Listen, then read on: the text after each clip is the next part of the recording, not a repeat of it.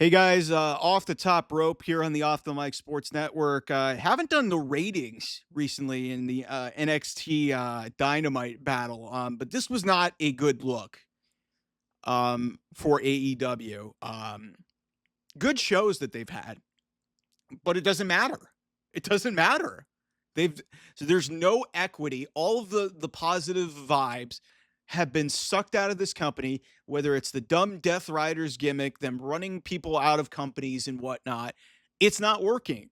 And NXT, the third brand, the developmental brand for WWE, 801,000.18 in the 18 to 49. Dynamite did 579 and 0.16 in the 18 to 49. That's not good. That's not good. Don't give me the max stuff. And then on top of it, Ricky Starks, who you were holding on to for almost a year and didn't give him anything to do, shows up immediately on WWE television and has like 3 million views on two different social posts with his debut. And people were freaking out saying, oh, they might give him some stupid name. Guys, they did this so quickly that they had to figure out what was going on. And they wanted to play it safe. They didn't want to get into a legal battle with his name. He's going to be Ricky Starks. By all indications, according to multiple sources, Ricky Starks is going to keep his name, and he's not going to get a goofy name that's going to sound ridiculous in the WWE annals. But I said it before, and I'll say it again. This was a massive misfire. From when he was on the outs, but now seeing that he's there, and then you see immediately the first show that he's on, which he only made about a 2-minute appearance on. So this is before Ricky Starks even got there. Show he goes to immediately is outrates Dynamite by 200,000 viewers. And I'll be straight up with you. AEW Dynamite has a much better roster than NXT. NXT, let's call it what it is. Trick Williams, up-and-coming star. Obafemi, up-and-coming star. Yes, the women's division is really where a lot of the flashy and the shine and a lot of the big-time superstars and the futures of this company in WWE are there. Roxanne Perez being one of the biggest names, but Julia, international star. Stephanie Vaquer, a big-time star. But you look at the whole of this roster, it's a bunch of developmental talent. In no way, shape, or form should AEW Dynamite ever be losing by this much to the third brand of WWE. Now, I will admit, AEW has had some better string of shows, but because of the bad publicity and a lot of the, negative attention and people just not liking Tony Khan, it has led to less attendance. It has led to less viewership. And don't give me the Max crap, okay? Don't give me the Max crap. Max is not Netflix, okay? It's not as easily accessible. I don't have the numbers in front of me, but the amount of subscribers for Netflix completely dwarfs what goes on Max. So don't give me that. I've watched on Max, but that's because I am a West Coast person. And fortunately, I have, links to family members and friends who have Max. And that helps me watch it when it goes on 8 p.m. Eastern. It's not on here on the West Coast. I want to watch it live. But if you don't have the luxury of doing that and you have to pay it, then who the heck is watching Max? If you are and you want to comment in the comments, fine. But it's few and far between.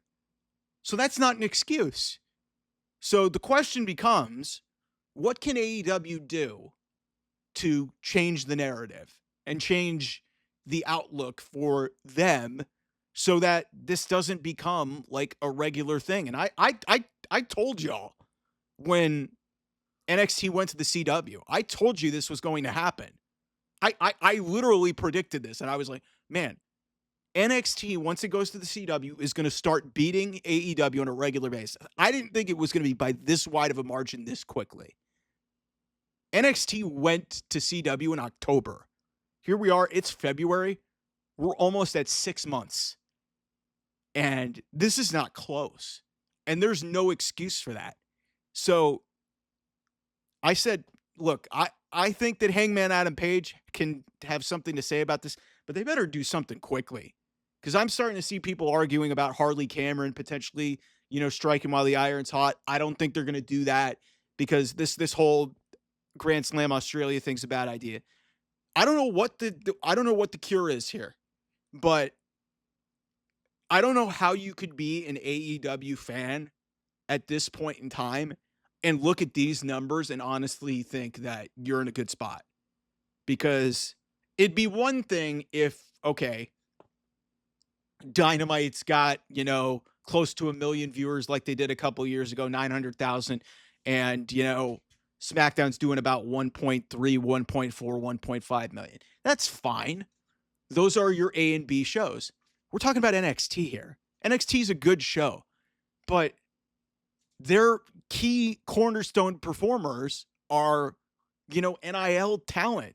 Obafemi's barely been in wrestling.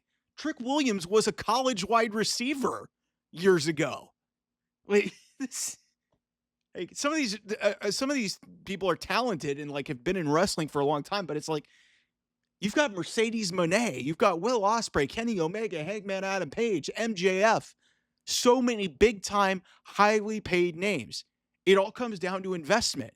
And whenever Tony Khan is feeding you about how great the shows are, the investment is not working because not a lot of people are coming back and watching shows. I have been encouraged by what I have seen, but clearly people are still very hesitant because the numbers are still not showing that people really give a shit about AEW anymore. So, and then that being said, it literally, you're beating the guy, one of the top guys that you just lost and defected over to NXT immediately shows up and he's on the better show in terms of ratings. And Ricky Starks is going to quickly become one of the cornerstones of NXT. Mark my words. If Ethan Page can get to the NXT title in 2 months, I would fully expect Ricky Starks to be in the picture or maybe be a champion by some point later this year in NXT. That's how confident I am and how much I believe in Ricky Starks. And it's going to make AEW look even worse for not finding work for him. I understand that maybe this was a lost cause anyway because, he's friends with Cody, he's tight with Punk, a bridge was burned. But still, again, this is just a symptom of, or this is just, it's not the root of the cause. It's another symptom of what's been happening with, it's almost like a virus because just everything has gone wrong in the last 2 years. And until people in that place start to recognize that it ain't working, nothing's going to change. Because how could you be okay with losing to NXT, the third brand? You effectively think about this. Think about this. AEW, when it first came into existence, caused WWE to rethink how they do NXT. Remember the Black and Gold brand? Long time ago. Black and Gold was the reason why AEW exists. But now, AEW's fallen down because NXT figured it out and it's gotten people that really interested in them. And now they're taking AEW's top stars, Ethan Page and Ricky Starks. And I'm assuming like that other people will start coming over from AEW because they're not being featured on television. But this isn't a good look. It's not. Anyway, I'll see you guys soon. Bye-bye.